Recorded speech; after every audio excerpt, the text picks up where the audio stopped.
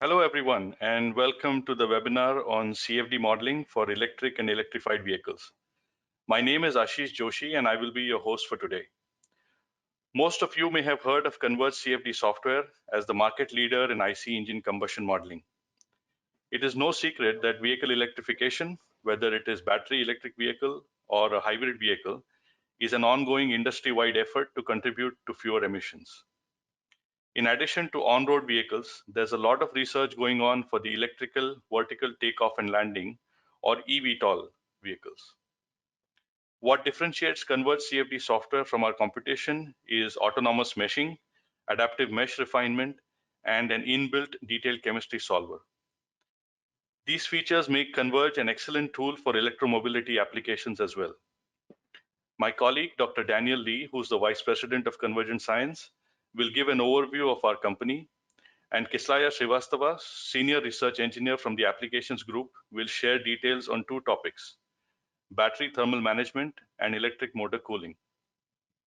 Lastly, we have a special guest, our customer, Dr. Ronald Grover from General Motors, who will share his experience of using Converge for electric motor cooling.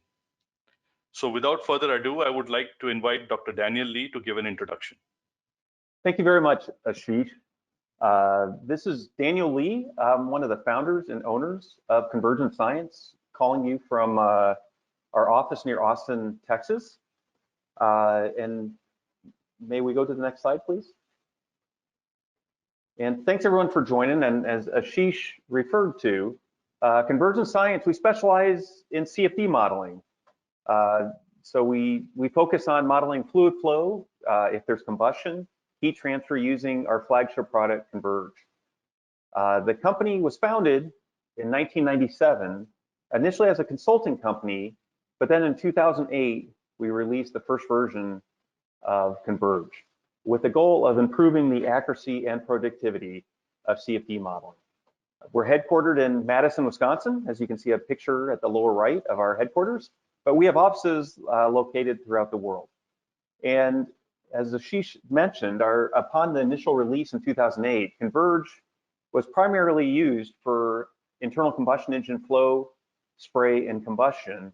But over time, Converge is now utilized in an ever-expanding array of applications, including gas turbines, fuel injector systems, after-treatment rockets, pumps, compressors, wind turbines, and the topic of today's talk, e-mobility. It seems like many of these CFD applications, all of them, have similar demands in that everybody wants automated autonomous meshing, high-performance computing, grid convergent modeling using tools like Adaptive Mesh Refinement, machine learning and optimization, as well as detailed chemistry. So if we could move to the next slide, please. Thank you.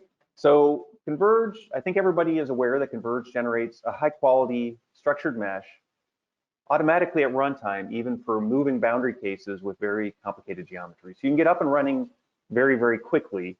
But the next step to that is putting the mesh where it's, when and where it's most needed. And this tool we have in Converge called Adaptive Mesh Refinement is very powerful for this. Built upon this meshing framework is a rich suite of physical models for multi-phase flows, combustion if it's present, including detailed chemistry, fluid structure interaction, and conjugate heat transfer. I alluded to the machine learning and optimization capabilities in Converge and the excellent scaling for high performance and more as we're seeing cloud computing. So you add all this up, Converge is very well suited for e-mobility applications, as we're going to do a deep dive today. And this represents one of, if not the most fastest growing market segments at Convergent Science. So that concludes my introductory comments here. And now I'll turn it over to my colleagues, Kislaya.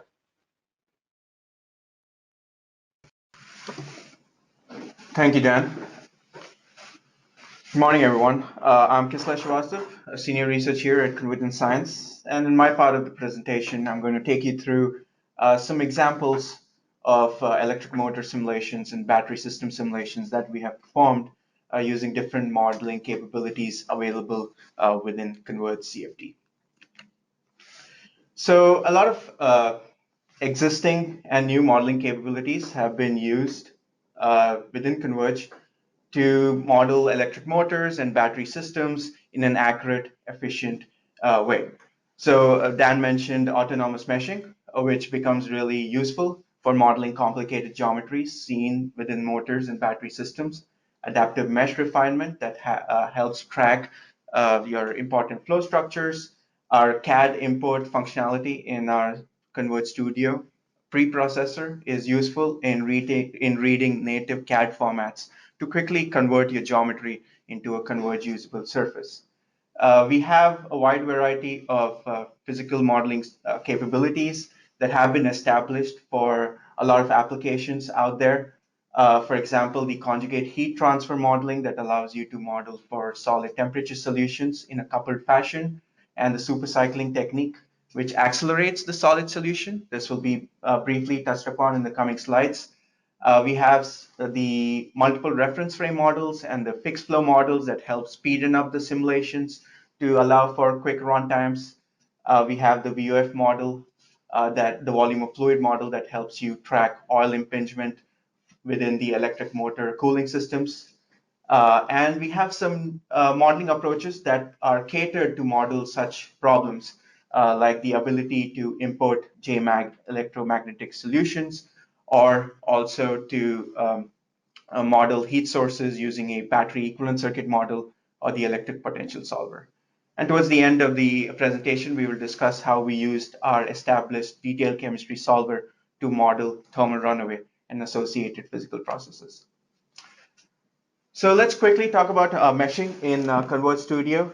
Dan mentioned we have the autonomous mesh generation capabilities coupled with AMR. So this allows Converge to automatically generate a mesh during runtime. This eliminates the sort of the time-consuming manual mesh generation on any user mesh time, and lessens or reduces the time to solution. So as soon as the Converge case setup is set up, you can directly run a simulation without having to wait for a mesh. So Converge will generate a body-fitted volume mesh with a patented cell cut technique. The different surfaces of your geometry will cut the mesh accordingly and ensure that the original surface definition is maintained. Now, these geometries can have complex motion, and that's easily handled by Converge as well. During the motion, the cells in the Converge mesh remain stationary, and this avoids any numerical diffusion, which is seen when you have a moving mesh. Now, adaptive mesh refinement is a technique that helps you automatically increase or decrease grid resolution based on either curvature or field variables, or based on certain values or range of values for these variables like velocity, temperature, etc. In this way, you can add resolution where it's most required, and that resolution can track your important flow structures. For example, in this movie shown here, jet in a crossflow with combustion, you have adaptive mesh refinement tracking the flame front. So by adding resolution where most needed, you optimize on accuracy for a given cell count. Now, these robust and innovative grid related capabilities allow Converge to easily simulate complex geometries, tight gaps, unique features, and also geometries with a lot of moving parts. Let's start a discussion with how Converge has been used to model thermal management within electric motor systems. What's the motivation to look at thermal management within electric motors? Electric motors continue to be improved, and we continue to arrive at designs for highly efficient and high performance motors. These motor designs also need to be compact, so they increase in energy density. Now, these motors during their operation can release a lot of heat due to electromagnetic losses, and that heat needs to be adequately carried away so that an optimal temperature range is maintained. If the motor is operating under high temperatures due to inadequate cooling strategies, you can see demagnetization of your magnets and deterioration or degradation of your different material properties of your different electric motor parts. And this has a consequential effect of performance reduction and efficiency reduction on of your motor. Now, Converge has been used to investigate multiple cooling methods like air cooling within motors, external liquid cooling through water jackets, and also liquid cooling through oil impingement on your different motor parts like the windings. So we'll quickly go over some examples in the coming slides. So how do we model uh, uh, these electric motor thermal simulations within Converge? We make use of the conjugate heat transfer approach. The conjugate heat transfer will allow you to model a fully coupled transient solution for your fluid and your temperature fields. So in your simulation, you are including both your solid and the fluid domain. You can include a 3D CHD model. You can enable material properties for your solids. And for these type of applications, you can also include heat generation within your solids using energy sources to model your temperature increases in these solids. Now, in your simulation, the fluid and the solid are coupled. But you need to understand that there is a disparity between fluid timescales and solid timescales. Solid takes a lot longer to heat up or cool down compared to fluid, which can react very quickly to changes in temperatures in the solid. So take this motor, for example. It might take a matter of minutes, an hour, or a large number of rotations for the temperatures to develop steady state. And you don't want to simulate for that long duration. So in order to avoid that and accelerate your simulation, you can make use of our supercycling technique. In our supercycling approach, we switch between a fully coupled transient solution of the solid and the fluid. The supercycling solver will freeze the fluid solver at regular intervals of time and solve for a solution of only the solid temperature. So this can be done in a steady or a transient fashion. And then after a solution for the solid temperature has been obtained, it goes back and for a period of time that is used as specified, it solves for both the fluid and solid together again. And this process is repeated for multiple supercycling stages until you reach a convergence for solid temperatures within a reduced fluid solver time or a reduced physical time. So let's look at a quick example of an air-cooled electric motor simulation. So in this simulation, we have air coming in from one end and exiting the other. It flows over the different electric motor parts, enabling air cooling and associated fluid heat transfer. And when I run this simulation here, you see how the temperatures suddenly jump during the run, and that's because of your first supercycle stage. So we have used the steady supercycle to freeze the fluid solution, arrive at a steady solid temperature, and this is done multiple times for multiple stages until we arrive at steady state temperatures for different components or different parts in your electric motor setup. This here is showing the velocity distribution on a cut plane. So this simulation was run for different air mass flow rates, and we sort of evaluated how the cooling effect is enhanced with larger airflow rates. Let's move on to a validation case setup for a switched reluctance motor. This work was done in collaboration with JMAG. You will notice the non-conventional rotor shape. This was based on a novel self-cooling design by the authors mentioned here. So as the rotor spins, because of its design, it sets up a flow field around it. And this flow field enables self-cooling within the system.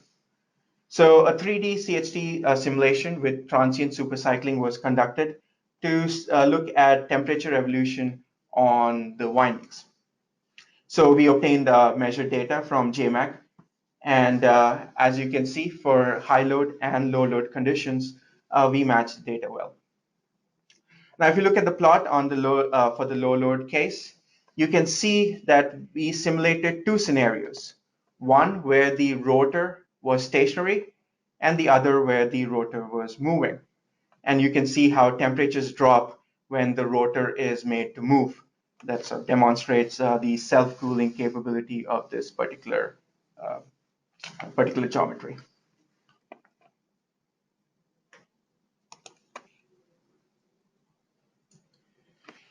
But a lot of the e-mobility applications we will come across often employ liquid cooling. So let's look at some quick examples of liquid cooled motors. So here we have a oil-cooled traction motor where oil is made to impinge on your winding structures. And this was simulated within Converge using the volume of fluid modeling approach that helps track the oil-gas interface. So we used a mixture model and the flux corrected transport interface capturing scheme in order to obtain a sharp interface. As you can see on the plot on the bottom left, we also made use of an AMR strategy to track the oil interface. So on the movie here and the image on the bottom, I am plotting an isosurface for void traction that helps me track the oil interface. And on that isosurface, I'm plotting temperatures. So you have cold oil being impinged on the winding structures, and that carries away heat and exits the sump. So the heat generation within the system was obtained through JMAG calculations of electromagnetic losses. And this was an LES simulation. We have a wide variety of RANS, LES, and DES models available for clients to use. And with this VOF's case setup, you can also enable a 3D CHD simulation that allows you to solve for solid temperatures during the simulation. So I'm showing you plots for solid temperature distribution on these complicated winding geometries and temperature evolution on the windings that has been accelerated using a steady state supercycling technique. And you can see after around 50 to 60 rotations, the temperature reached some sort of a steady state value.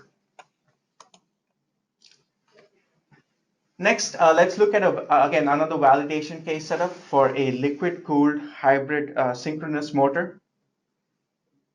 This motor had two different configurations, and this was work done in collaboration with IFPEN. There were two different configurations.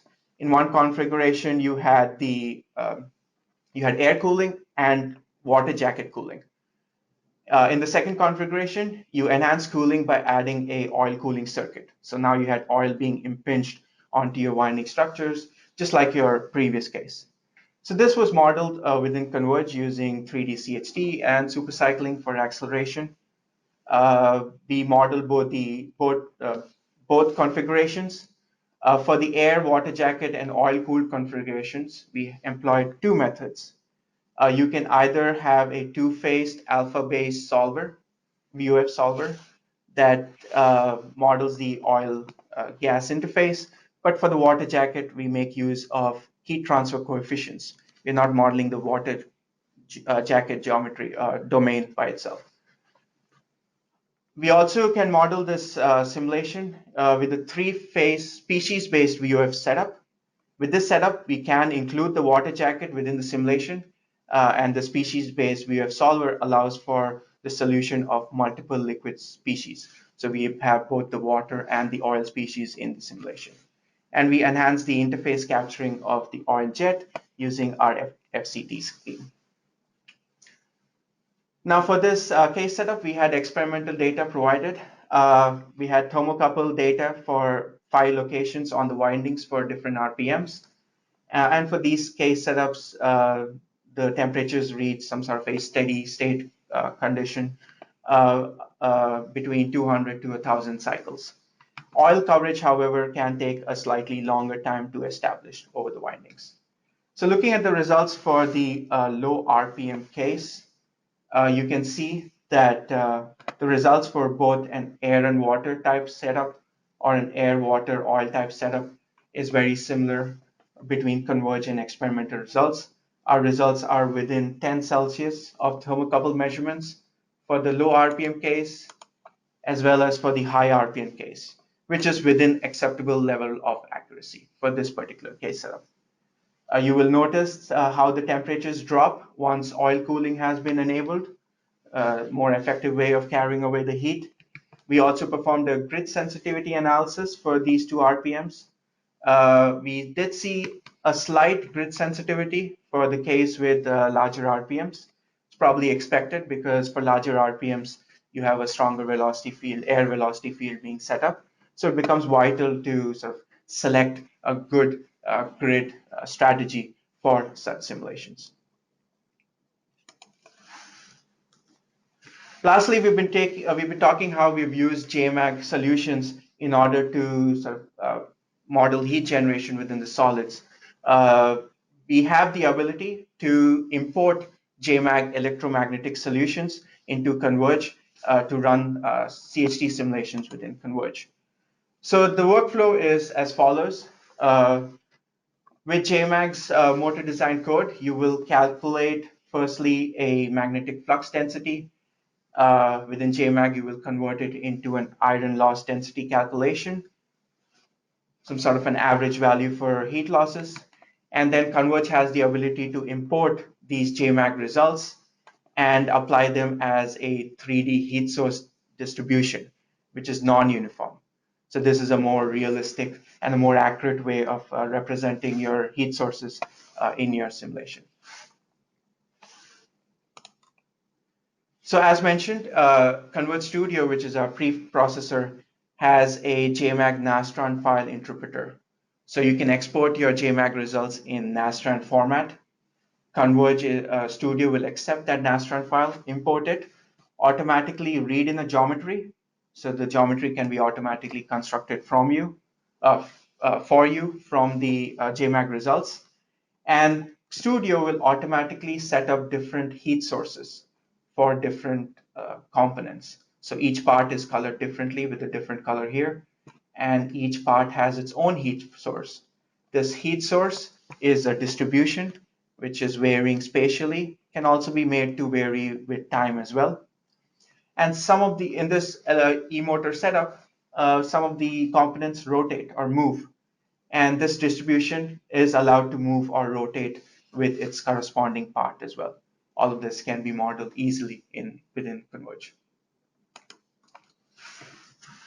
Now, there's also an avenue to explore a multi-stage coupling approach with JMAG, wherein you transfer solution back and forth between the codes until you reach for convergence for electromagnetic solution as well as steady state solid temperatures. So the idea is JMAG gives you electromagnetic heat loss distributions. You use it within Converge to perform CHD simulations for solid temperatures. And then you feed updated solid temperatures back to JMAG. And then JMAG arrives at updated solution for electromagnetic heat losses. This becomes important. For example, if you take copper, the resistance of copper varies with temperature. So copper at high temperatures has more resistance, so it'll have more heat losses. So with this sort of a feedback loop between the two codes, you can transfer results from JMAG and Converge and keep simulating them for multiple stages until you arrive at steady state solutions. So you can do there's this way on the left where you do a CHD simulation within Converge, or you can consider doing a solid thermal simulation within JMAG itself. And then JMAG provides solid temperatures to Converge. All Converge does is evaluates for 3D fluid flow and associated heat transfer, and feeds back the heat transfer coefficients to JMAG to repeat the process all over again. So that was a quick discussion on how Converge was utilized for e-motor simulations. Let's move on for a discussion on how Converge is utilized for battery simulations, starting with a talk on battery thermal management. Again, as with the e-motor thermal management, battery thermal management becomes important as well as batteries generate heat during operation. Batteries have a desired optimal operating temperature range, which must be maintained in order to get good performance. High temperatures can lead to degradation of materials, loss of capacity. Very high temperatures can cause critical failures in the form of thermal runaway. Low temperatures, the performance is impacted because of slow electrochemistry. And at low temperatures, you also have lithium plating that can cause permanent structural damage within the battery.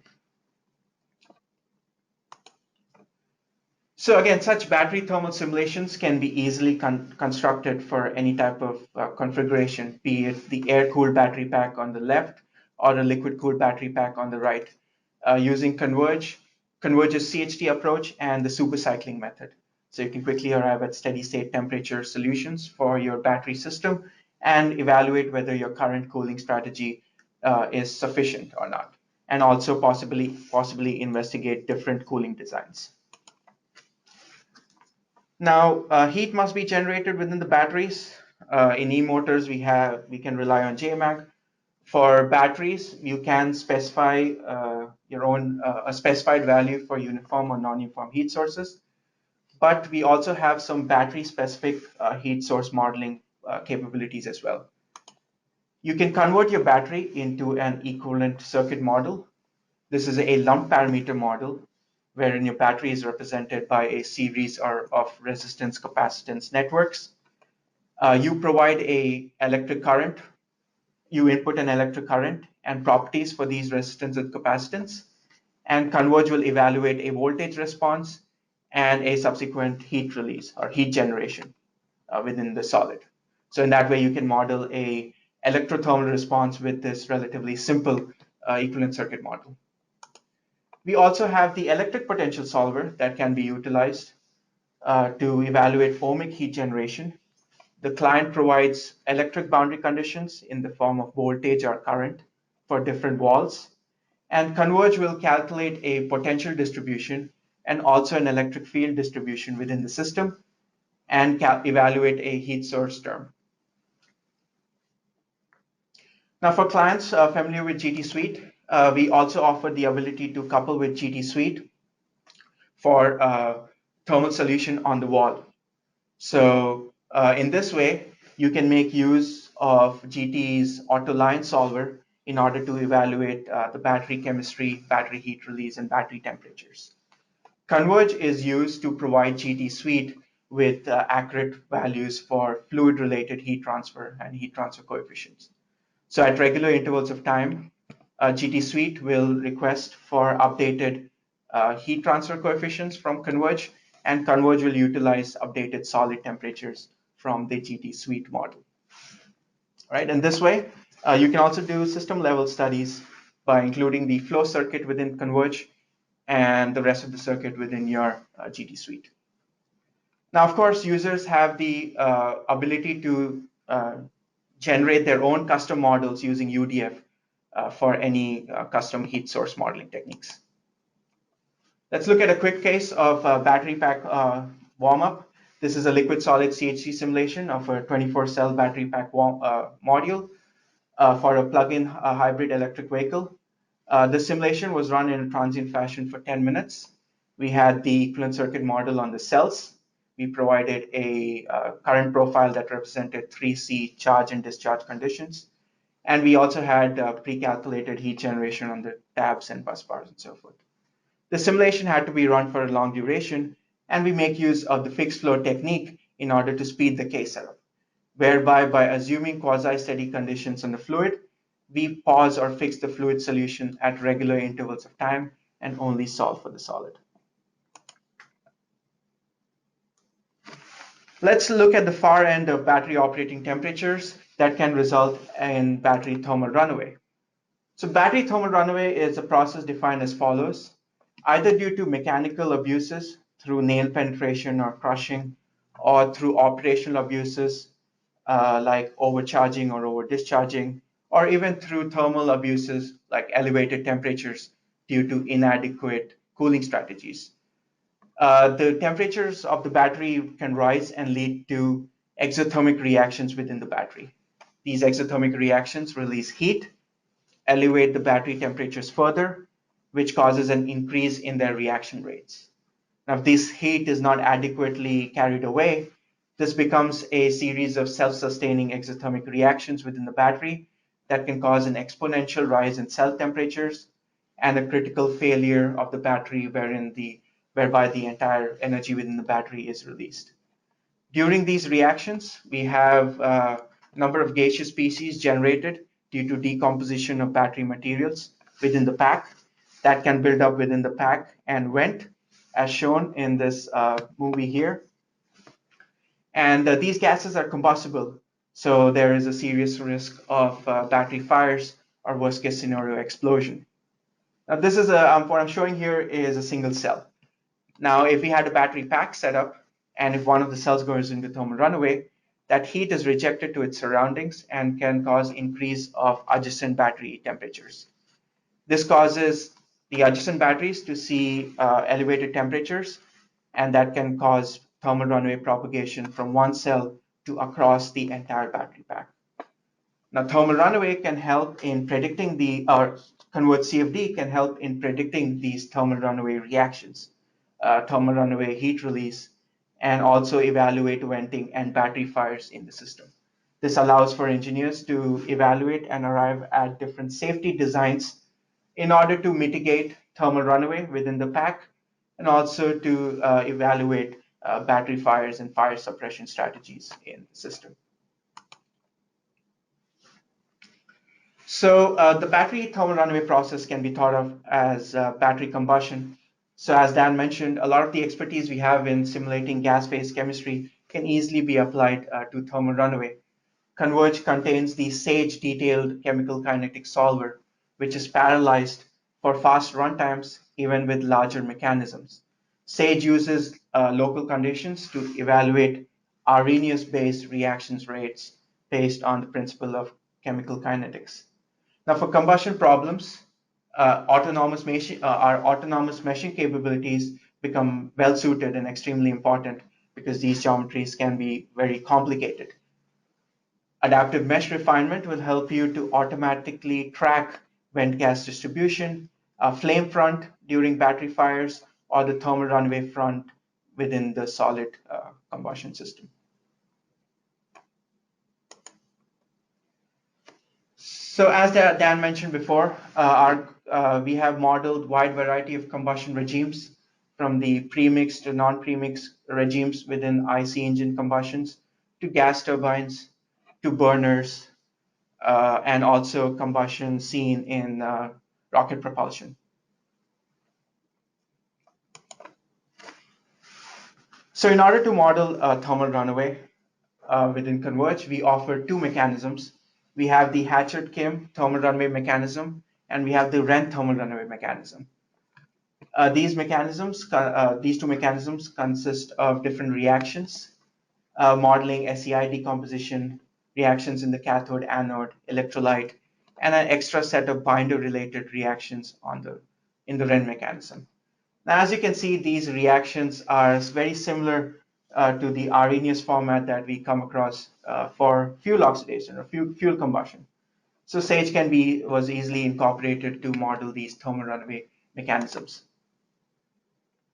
Now, currently within Converge, these mechanisms are coded as presented by Kim and Wren, but the user has a lot of flexibility to tune or change these reaction kinetic parameters like the pre-exponential factors, activation energy, and so forth.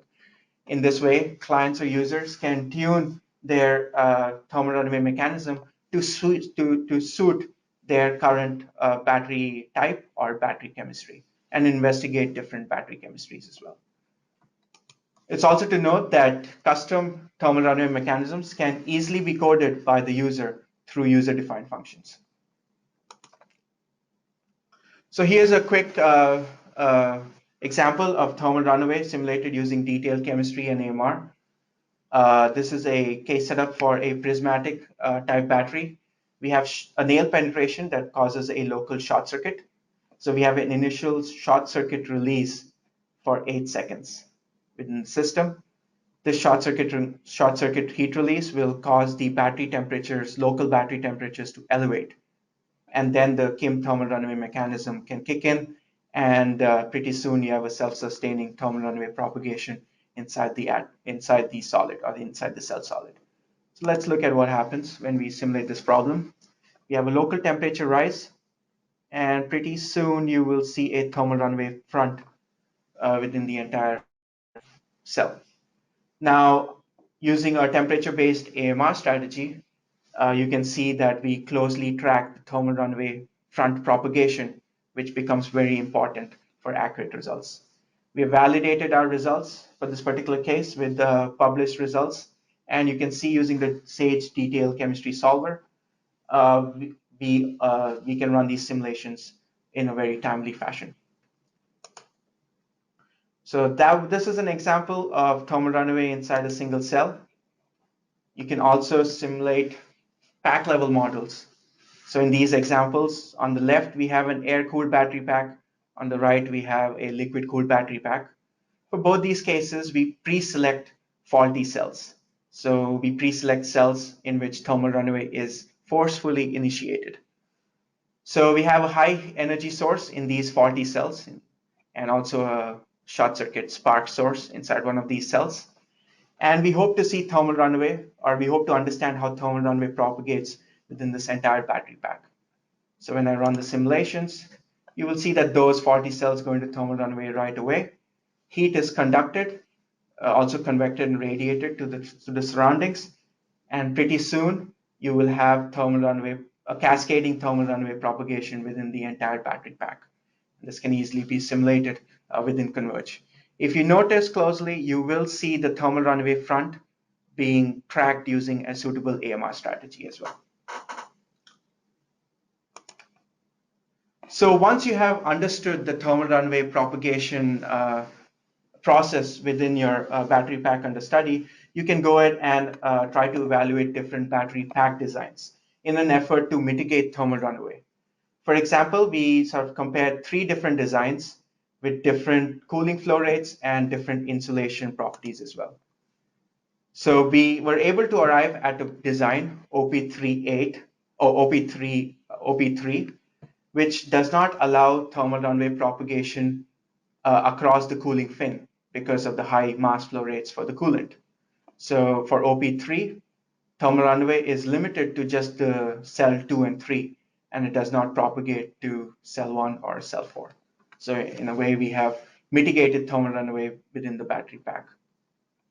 Now, such investigations, such DOE studies, or optimization studies can easily be conducted using Converge's genetic optimization or Congo utility.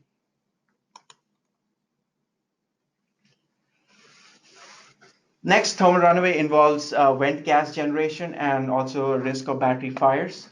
So in this simulation, we select a cell that goes into thermal runaway, and we have gases coming out of that cell, predetermined values for flow rates and species composition. And to model battery fire, we make use of SAGE solver for gas phase combustion. We make use of the GRI mechanism, which is suitable for these lower hydrocarbon species. And when I play the simulation here, you see how these gases are vent into the battery pack. We have a spark source that ignites the gases, and then you can study battery vent gas combustion within the system. A species-based AMR was useful in order to track vent gas dispersion within the battery pack, and temperature-based AMR was useful in order to track flame propagation when these gases combust. A CHT model can also be included in this study, and this will help you evaluate whether there is a risk of thermal runaway on adjacent cells. So due to thermal runaway of one cell and subsequent battery fire, the combustion within the pack can cause elevated temperatures on the adjacent cells that can kick off thermal runaway and venting in those adjacent cells as well. So that brings us an end to my presentation here. I hope you found this presentation informative and interesting. We have our work presented, for example, our e-motor work presented in the JMAG user conference. We also have presented battery thermal runaway and battery venting work in NASA's battery workshop. So you can always get in touch with us and we can forward you that work as needed. Thank you. Thank you, Kislaya. There is time only for one question. There's one question here on slide 29. How can differences in state of charge be accounted for when simulating thermal runaway?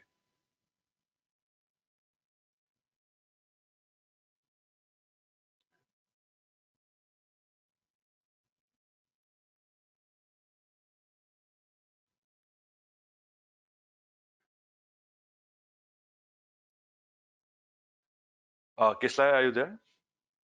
Yes, sorry. Okay. So if you look at the current mechanisms that we have, the Kim and Ren, they do not include an equation for how state of charge depletes during thermal runaway. But we have done that on our end. We have looked into ways. There are thermal runaway mechanisms out there that do sort of present a method to incorporate a state of charge depletion during thermal runaway, and you would want to code that in through the UDFs. And again, our code continues to improve as we come across new mechanisms. We do our best to enable that through Converge Studio by default. Currently, if you have a thermal runaway mechanism that incorporates state of charge calculations, I would point you to a UDF approach. Thank you, Kislaya. So in the interest of time, we will answer other questions by email.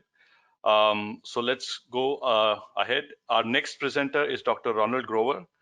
Ronald, or Ron, is employed as a staff engineer at General Motors Research and Development, Propulsion Systems Research Lab. He has over 20 years of experience in CFD modeling to support GM's internal programs. Ron's areas of expertise are modeling fuel sprays, in-cylinder air-fuel mixing, combustion, and thermal management of EV components. In 2014, Ron was recognized nationally with the Black Engineer of the Year, Most Promising Scientist Award in the industry. Thank you, Ron, for joining, and over to you.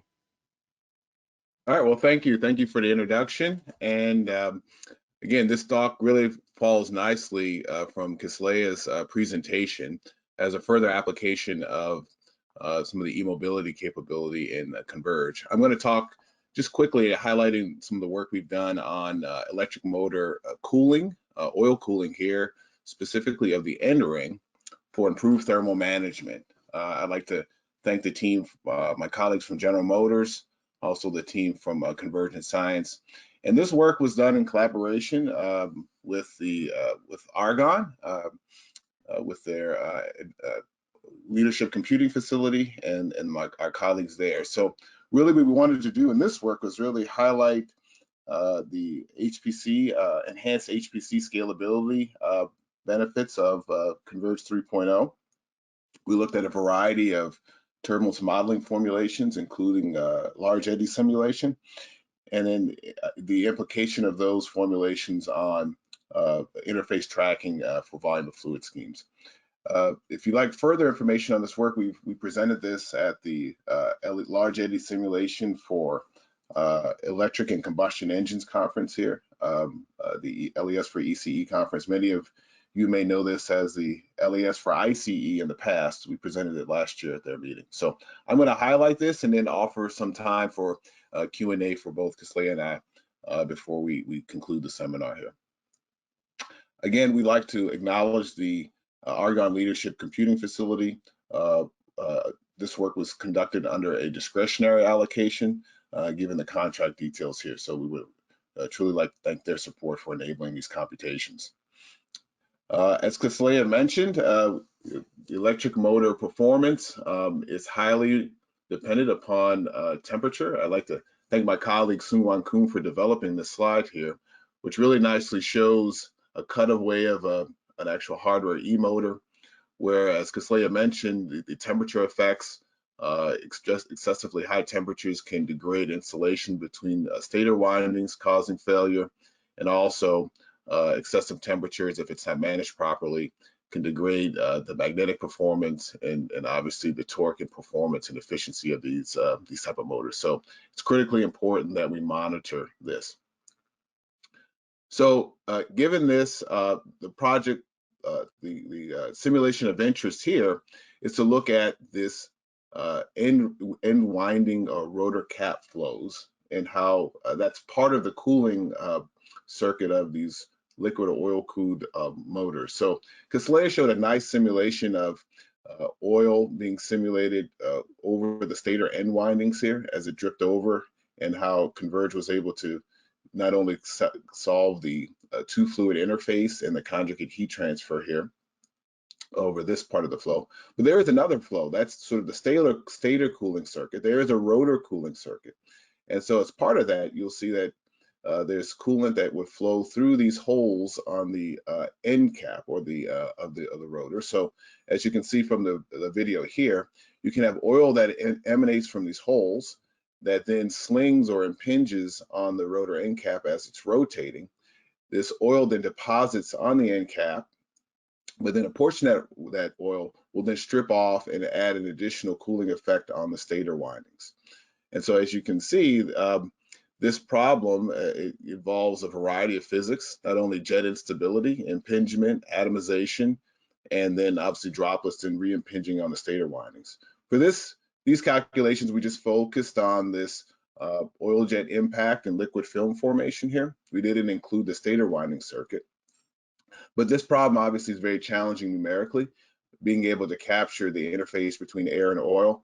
And we must be able to have accurate models for upfront model development, not only from low speeds, but to extremely high speed rotor flow, rotations as we get to more advanced and compact motors for our electric vehicle platforms. So this was typically just a numerical study, which we said, okay, well, let's study the difference in results in terms of general jet trajectory of that impinging jet and the liquid gas interface tracking with 3 different numerical approaches, all conducted at the Argonne Leadership Computing Facility. So first, we tried a low resolution RANS approach, then a high resolution LES approach, high resolution RANS, excuse me, and then a high resolution LES approach here. So this would be a typical computation of just 3 million cells to achieve quick turnaround time to look at just the general jet trajectory.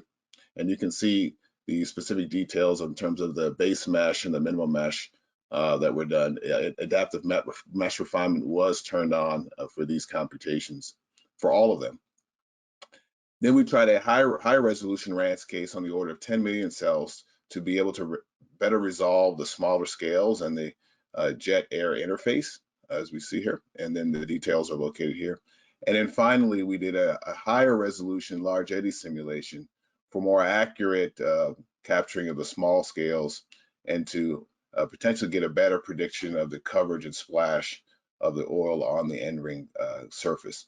And also, you can see here, we wanted to be able to have a large enough problem to be able to exploit the scalability, to assess the scalability performance of Converge within the Argonne supercomputing platform. So as we grew the size of the models, you can see we're allotted to increase the number of CPUs to be able to distribute the computation. We generally saw about 10,000 cells per core was about a sweet spot in terms of numerical scalability efficiency. So this quickly, here's the high level review of the geometry. Again, we're just simulating this end cap, and you can just imagine we just enclose the dome over top of it to impose the environmental pressure and temperature. But we're looking at 150 degrees C wall temperatures, if you will, 90 C oil temperature. The jet comes in roughly at a velocity of 1.6 meters per second, and the rotor is rotating at a constant a speed of 8,000 revolutions per minute. So I'm going to just do a highlight here to show the physical models. Many of these you can get more detail looking at the Converge user manual, but we've used for RANS sort of a blended wall function approach. You can see the how we resolve the wire layer for both the RANS and the LES approaches here. Again, we used a volume of fluid approach with a high resolution interface capturing scheme. The liquid and gas were both treated as incompressible.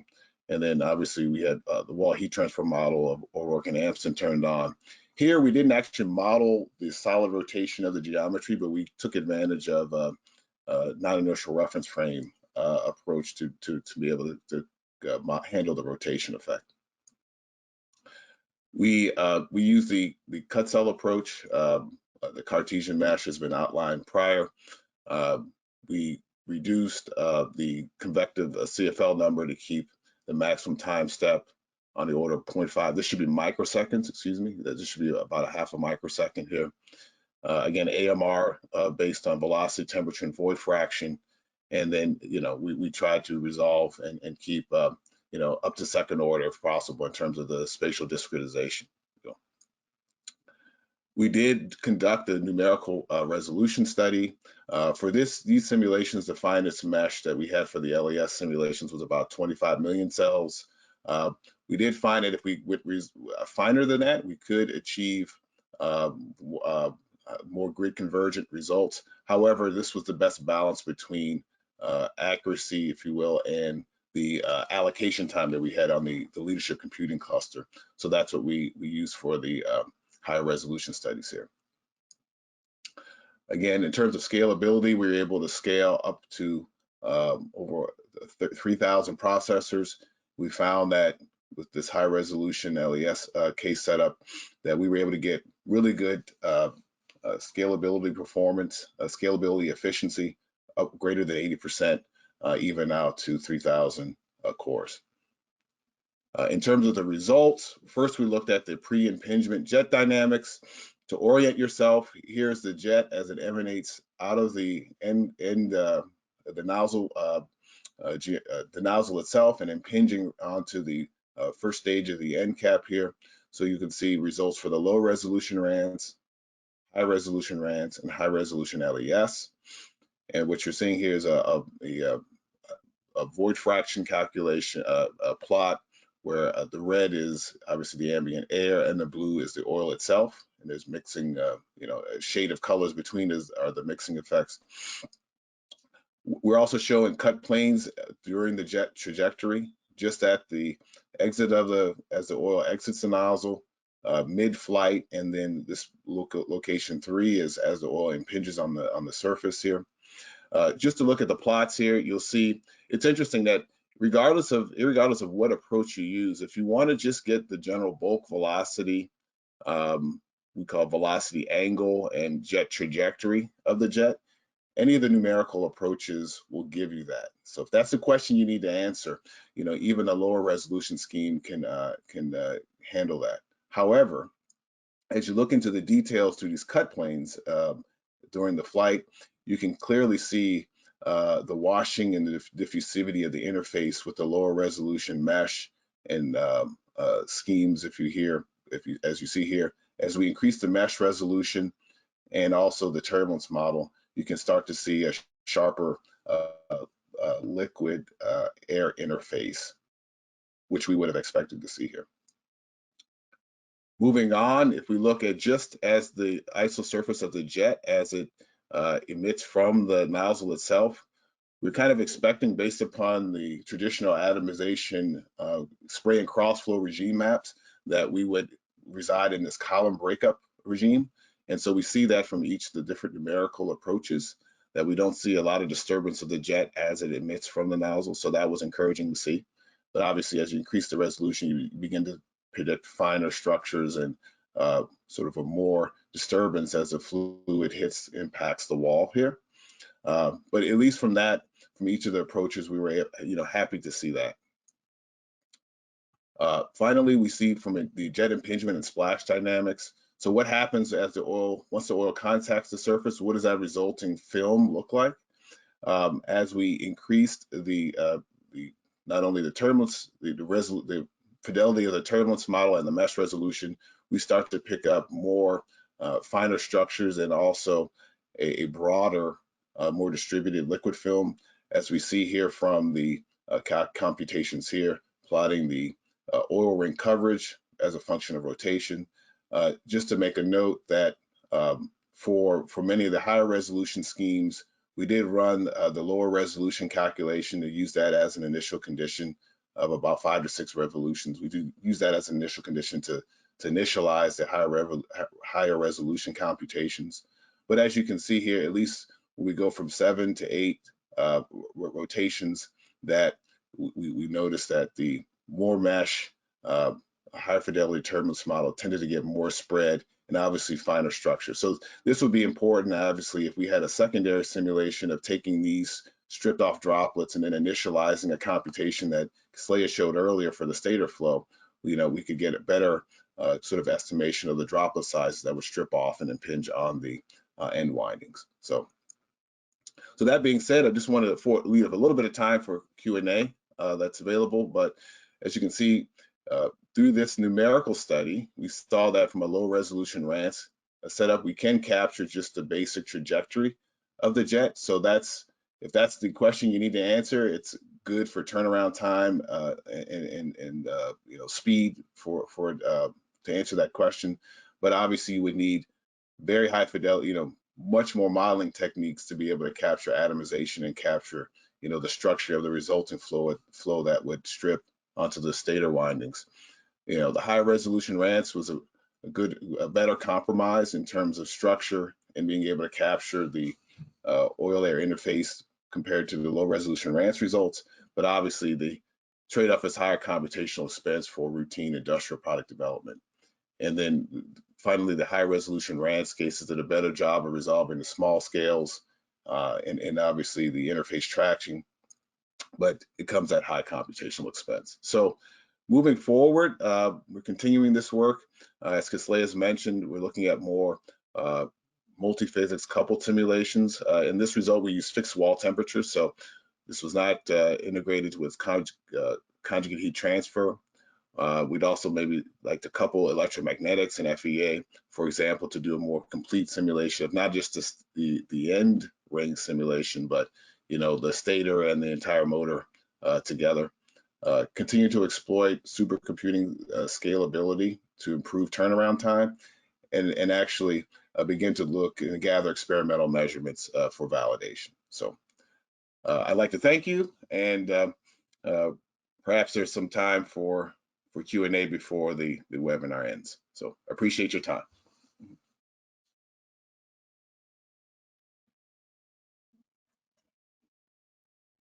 Thank you, Ron. There is a question in the question box. If you look at the second last question, I think that was addressed to you. Okay, would you mind reading it? Sure. If I recall correctly, in the oil cooling example, it was mentioned that the engineering LES was used and 50 plus rotations were simulated. How long did such a simulation take? Yeah, let's go back here. The various approaches. So yeah, this kind of gives you an idea of the time. We actually, based on these results, then we didn't do, so we did for the grid resolution study here, we just did a quarter of a model, a section model of the entire rotor. But for the full simulations, we didn't go up to 50. We kind of limited to, you can see the expense of the high resolution cases, somewhere between 7 to 8 rotations. And then based upon, let's see, let's go back to this slide here. You can see the amount of time here in terms of the expense and the amount of rotations per day. So it's listed here. Okay. Yeah, actually that question was addressed to Kislaya. Kislaya, do you have a, yeah, but actually this gives a very good idea, like 0.2 rotations per day. So this sort of, gives a very good idea. But Kislaya, do you have another, like, a feel for that? No, I think Ron's answers give us a good idea on both questions. So. Okay, we are at the end of our time here, but all the answers, all the questions that are unanswered, we will definitely get back to you by email. So again, I would like to thank all the attendees and all the presenters for joining us today. And if you have further questions, feel free to get back to us by email. We will be very happy to answer that. Thank you again, and have a great day and a great weekend.